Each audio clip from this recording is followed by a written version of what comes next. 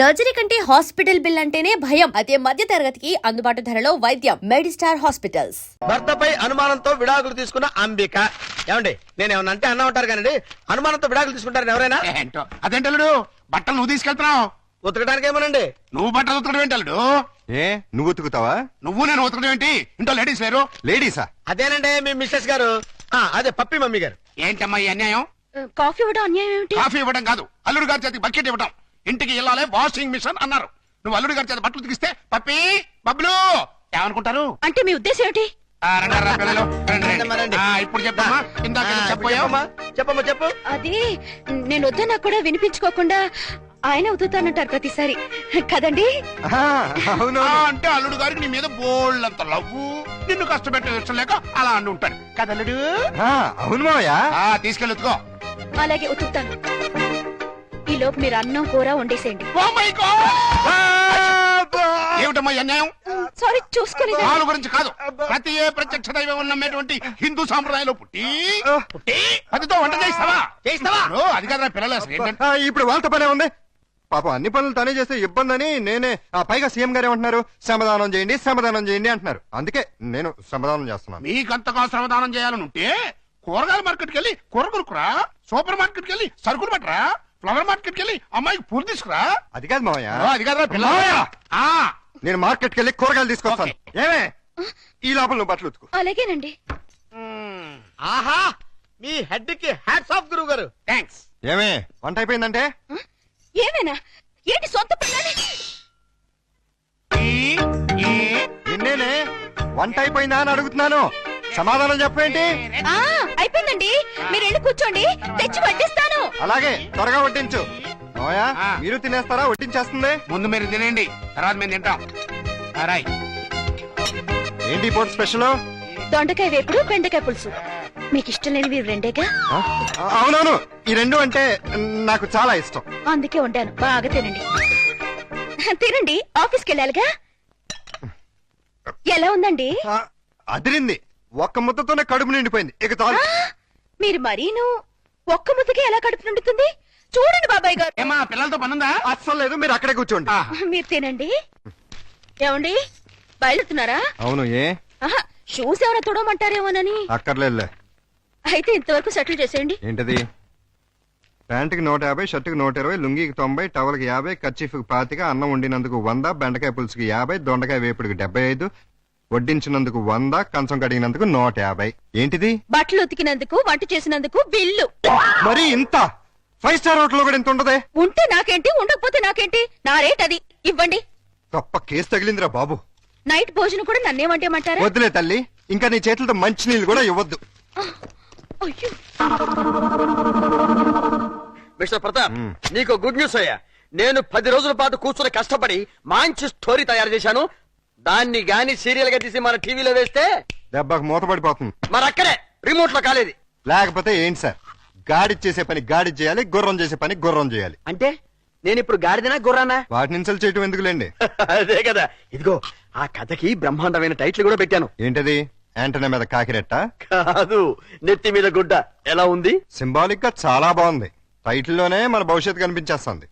ఇదిగో 1992 నుంచి చూస్తాను ఈ స్టూడియోకి రిమోట్ కంట్రోల్ నువ్వా నేనా? ఎందుకు వచ్చిందా డౌట్? ఎందుక? ఎప్పుడు నువ్వు తిడుతుంటావు, నేను పడుతుంటాను, అందుకని. హలో, నేను ప్రియని. ఏంటి? సాయంత్రం మీరు వచ్చేటప్పుడు కాస్త స్కూల్ నుంచి పిల్లల్ని తీసుకురండి.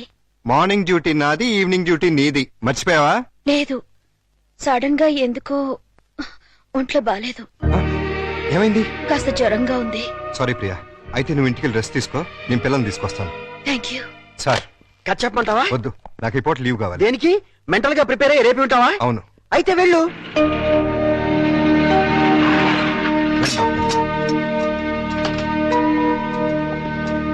రండి. ఓహో, నా బంగారు లైట్, బందర్ లడ్డు. ఓహో, నా తిరుపతి లడ్డు. ప్రియా ఎలా ఉంది? అయ్యో, జ్వరం ఎక్కువగా ఉంది. డాక్టర్ గారు చూడండి.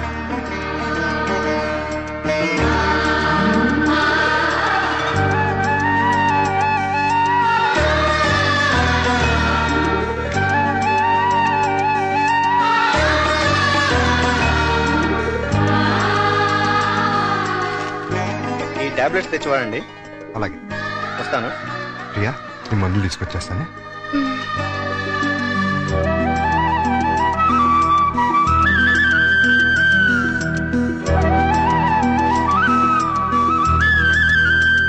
ప్రియాలే టాబ్లెట్స్ చేసుకో.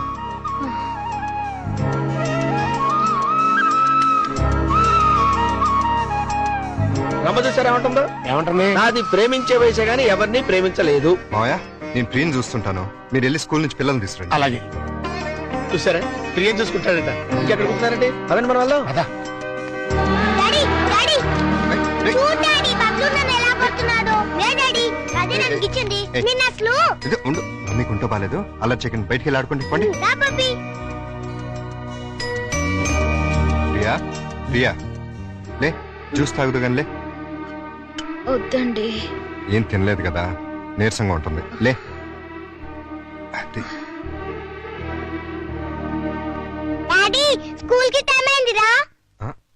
అరే అప్పుడే 9 అయిందా? వస్తున్నా. అరే ఇంకా జ్వరం ఉంది. తగ్గిపోతుందిలేండి, మీరు వెళ్ళండి. పావుగంట ఆగి టాబ్లెట్స్ వేసుకో. వస్తా. డాడీ ఇవాళ నువ్వు త్వరగా రావాలి. ఏమ్మా? ఇవాళ నా బర్త్డేగా. ఓ సారీ అమ్మా, మర్చిపోయాను. Happy birthday పపి darling. అది same dialogue. Thank you daddy. Evening పెద్ద కేక్ తెచ్చి పార్టీ ఇవ్వాలి. మా ఫ్రెండ్స్ అందరినీ పిలుస్తాను. ఇవాళ పార్టీ వద్దులేమ్మా, ఏ మమ్మీకి ఒంట్లో బాలేదు కదా. వచ్చే సంవత్సరం 2 పార్టీలు గ్రాండ్ గా చేద్దామే. మా ఫ్రెండ్స్ అందరికి చెప్పేశాను డాడీ. పార్టీ ఇవ్వకపోతే ఫీల్ అవుతారు వాళ్ళు. అమ్మకు బాగున్నప్పుడు పార్టీ ఇస్తే అమ్మ కూడా ఫీల్ అవుతుంది కదా మరి. అయితే వద్దులే. Good girl. పదండి, స్కూల్కి టైం అవుతుంది, పదండి.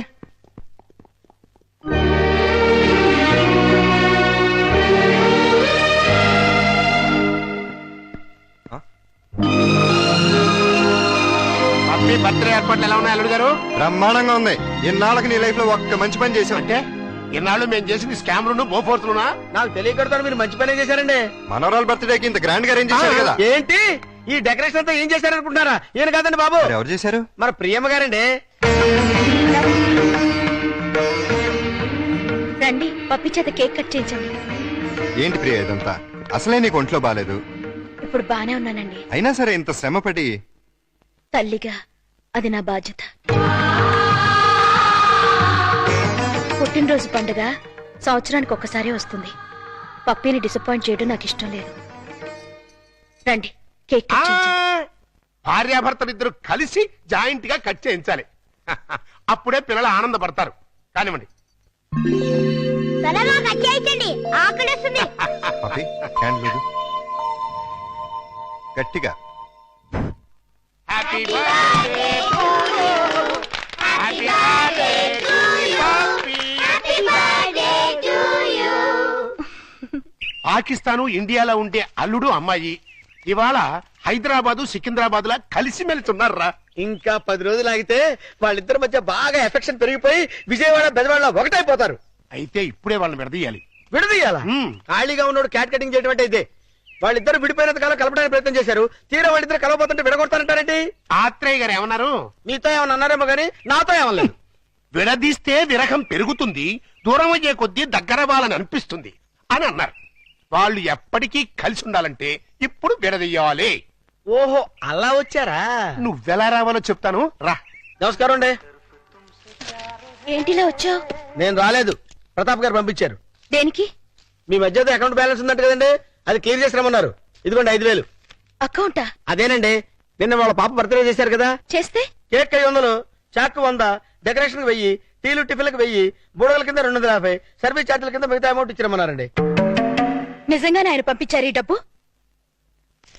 మిమ్మల్ని హవాలా కేసులో ఇరికిద్దామని హర్షద్ మెహతా బొంబాయి అతను పంపించాడండి. జోక్ లేకు. మా కంపెనీస్ వచ్చిన ప్రాబ్లం ఏదండి? ప్రాబ్లం ఏది? మేము సీరియస్ గా చెప్తే జోక్ అంటారు, మేము జోక్ గా చెప్తే సీరియస్ అంటారు. ప్రేమతో పాప బర్త్డే చేస్తే పేమెంట్ పంపిస్తాడా? కట్టుకున్న మూడు కాదు కదమ్మా, అవసరానికి పెట్టుకున్న మూడు, అందుకే పంపించాడు. ఎక్కడున్నాడు ఆయన? దేనికి? అదే నిన్న ప్రేగి జ్వరం వస్తే డాక్టర్ని తీసుకొచ్చి టాబ్లెట్ వేసి నోటో థర్మామీటర్ పెట్టి నెత్తి మీద తడిగుడ్డ కప్పి జ్యూస్ తాగించి డ్యూటీ మానేసి నైట్ అంతా ఓటీ చేసావంట కదా, దానికి పేమెంట్. ఒంట్లో బాగోపోతే సాటి మనిషిగా సాయం చేశాను, దానికి ఒక రేట్ కడుతుందా? కమిట్మెంట్ ఉన్న వైఫ్ కాదు కదా, కాంట్రాక్ట్ వైఫ్, అందుకే సెటిల్ చేసి ఉంటది. ఏంటిది? ఆ ప్రశ్న నేను అడగాలి. పాపకి కన్నతల్లిని కానంత మాత్రాన కేకులు చాకులు అమ్ముకునేంత చీప్ గా కనిపిస్తున్నానా? నేను మాత్రం తాళి కట్టినంత మాత్రాన అభిమానంగా సాయం చేస్తే దానికి రేట్ కడతావా? డబ్బు పంపిస్తావా? నేను డబ్బు పంపడం ఏంటి? మరి డబ్బు ఎవరు పంపారు? ఏమో నాకేం తెలుసు. మీ ఇద్దరి మధ్య సెటిల్మెంటే తప్ప సెంటిమెంట్ లేదని నేనే సెటిల్ చేశా. మా ఇద్దరికి సెటిల్మెంట్ చేయడానికి నువ్వెవడవే? నీకు మావని, నీ కూతురికి తాతని. అయితే ఎలా నాటకాలు ఎందుకు? మీరాడే నాటకాలు చూడలేక. అంటే మా ఇద్దరికి ఎలాగోలా గొడవ పెట్టి విడదీద్దామనా? అంటే మీ ఇద్దరు కలిసిమెలిసి ఉంటున్నారా? కాపురం చేస్తున్నారా? కాపురం చేయకపోతే మాత్రం కలిసే ఉంటున్నావుగా. ఎందుకు? ఎవరిని ఉద్ధరించడానికి? అగ్రిమెంట్ కాపురం, సెటిల్మెంట్ వ్యవహారం. ప్రేమగా పప్పికి పుట్టినరోజు చేస్తే దానికి వెల కడతారా? తప్పే ఉందమ్మా. ప్రేమగా చూసుకోవడానికి, ఫ్రీగా చేయడానికి పప్పి నీకేమన్నా చుట్టమా? ప్రియా పప్పికి తల్లి. తల్లే? ఏ వరుసలో? కంటే కన్న తల్లి అవుతుంది, నిన్ను కట్టుకుంటే సవి తల్లి అవుతుంది, దాన్ని పెంచుకుంటే పెంపుడు తల్లి అవుతుంది. ఈ మూడు కాకుండా ఈవిడ ఇంకే రకంగా తల్లి అవుతుంది? ప్రేమానురాగాలు పంచే ప్రతి ఆడది తల్లే. ప్రేమానురాగాలు పంచే ఆడది పెళ్ళావెందుకు కాకూడదు? అంటే ఏంటి నీ ఉద్దేశం? నేను అడిగేది కూడా అదే. ఏమిటి నీ ఉద్దేశం అని. ప్రియ నీకేమవుతుంది? రండా, లవరా, వెళ్ళావా, లేక ఉంచుకున్నదా? నోర్మై! నేను మోస్తాను, కానీ లోకం నోరు ముయించలేదు. లోకంతో మాకు పని లేదు. కానీ నాకు పప్పికి ఉంది. పప్పి గురించి నువ్వేం దిగులు పడక్కర్లేదు. ప్రియ వచ్చిన తర్వాత తను చాలా సంతోషంగా ఉంది. రేపు ప్రియ వెళ్ళిపోతే ఎక్కడికి వెళ్తుంది? ఎందుకు వెళ్తుంది? అంటే నిన్న పుట్టినరోజు చేసిన ప్రియ రేపు దగ్గరుండి నీ కూతురికి పెళ్లి కూడా చేస్తుందా? చేస్తుంది. కాళ్ళు గడిగి కన్యాదానం కూడా చేస్తుందా? తప్పకుండా చేస్తుంది. అంత ఖచ్చితంగా ఎలా చెప్పగలుగుతున్నావు? ప్రియ మీద నాకు నమ్మకం ఉంది. అగ్ని సాక్షిగా కట్టుకున్న పెళ్ళమే నిన్ను కాదనుకుని వెళ్ళిపోయింది. ఏ సంబంధము అనుబంధము లేని ఈ కాంట్రాక్ట్ పెళ్ళం చివరిదాకా ఎందుకుంటుంది? చూడండి, మీరు పిల్లల కోసం మొగుడు పెళ్ళాల్లాగా నాటకం ఆడుతున్నారు. బాగుంది, చాలా బాగుంది. కానీ రేపు బబ్బులు పప్పిలకి ఊహ తెలిసిన తర్వాత మీ ఇద్దరి మధ్య ఉన్నది పవిత్ర బంధం అనుకుంటారా, అక్రమ సంబంధం అనుకుంటారా? 4 గోడల మధ్య మీరు వేరువేరుగా పడుకున్నా నలుగురు దృష్టిలో మీరు ఆడే నాటకం ఫ్రెండ్షిప్ కాదు, ప్రాస్టిట్యూషన్ అంటే వ్యభిచారం. చిన్నపిల్లల అమ్మా నాన్న ఆట ఆడితే తమాషాగా ఉంటుంది, కానీ పిల్లలున్న మీరు అమ్మా నాన్న ఆట ఆడితే అసహ్యంగా ఉంటుంది.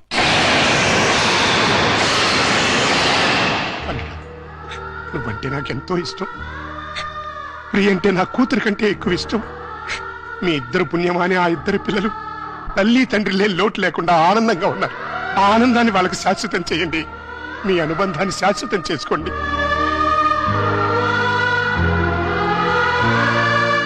మీ ఇద్దరికి ఒకరంటే ఒకరికి ఇష్టం ఉంది, ఒకరి మీద ఒకరికి ప్రేమ ఉంది, కలిసి బతకాలని కోరిక ఉంది. కానీ చెప్పుకోకుండా ఒకరినొకరు మోసం చేసుకుంటున్నారు.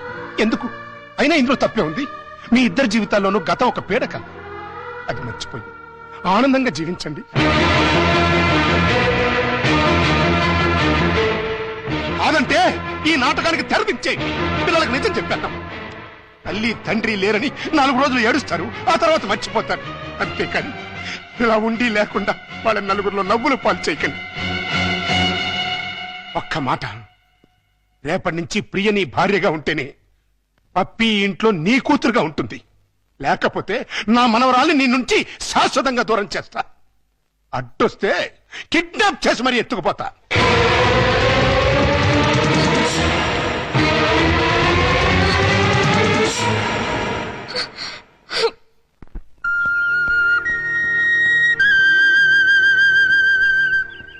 ప్రియా, ఉదయం మావయ్య ప్రవర్తన గురించి మనం బాధపడ్డాం, కానీ ఆయన అలా అంటంలో న్యాయం ఉందనిపిస్తుంది. పిల్లల కోసం అమ్మా నాన్నలుగా నటిద్దామని కమిట్ అయ్యాం. అలాగే కంటిన్యూ అవుతున్నాం. ఇద్దరం కలిసి ఒకే ఇంట్లో ఉంటున్నాం.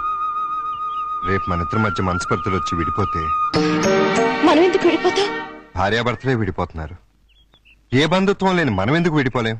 మనం ఒకరినొకరు భార్య భర్తల కన్నా ఎక్కువగా అర్థం చేసుకున్నాం. ఎలా విడిపోతాం? అంటే జీవితాంతం కలిసే ఉండగలమంటావా? ఖచ్చితంగా. అంత నమ్మకం ఉన్నప్పుడు మనం అమ్మా నాన్నలుగానే ఎందుకు ఉండాలి? భార్యాభర్తలు ఎందుకు కాకూడదు?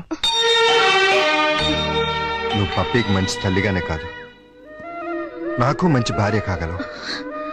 నీకు నా మీద అలాంటి అభిప్రాయం ఉంటే మన ఇద్దరం పెళ్లి చేసుకుందాం. ఆలోచించు, బాగా ఆలోచించు. నీకు ఇష్టమైతే సాయంత్రం నేను ఆఫీస్ నుంచి వచ్చేసరికి ఈ చీర కట్టుకో. లేదంటే పిల్లలకు నిజం చెప్పేసి మన ఇద్దరు మంచి ఫ్రెండ్స్ గానే విడిపోతాం.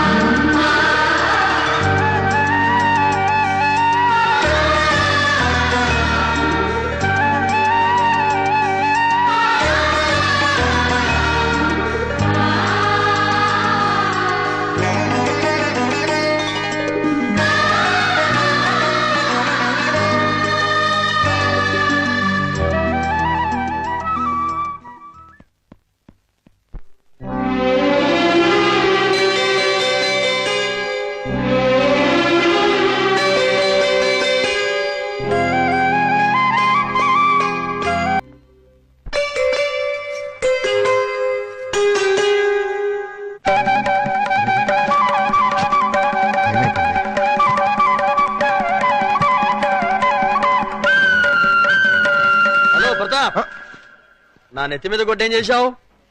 మీ పేరు మార్చేసి ఓహో టీవీ వాడికి అమ్మేశాను. అదేంటయ్యా, అది వాళ్ళు తీసేసుకుని వేసేసుకుంటే వాళ్ళ పాపులారిటీ పెరిగిపోదు. చస్తే పెరగదు, ఉన్న పాపులారిటీ ఊడి మూత పడుతుంది. అంటే మన కథ అంత పవర్ఫుల్ అన్నమాట. ఓహో ఛీ, ఓహో వా టీవీ పేరు కదా. ఆహా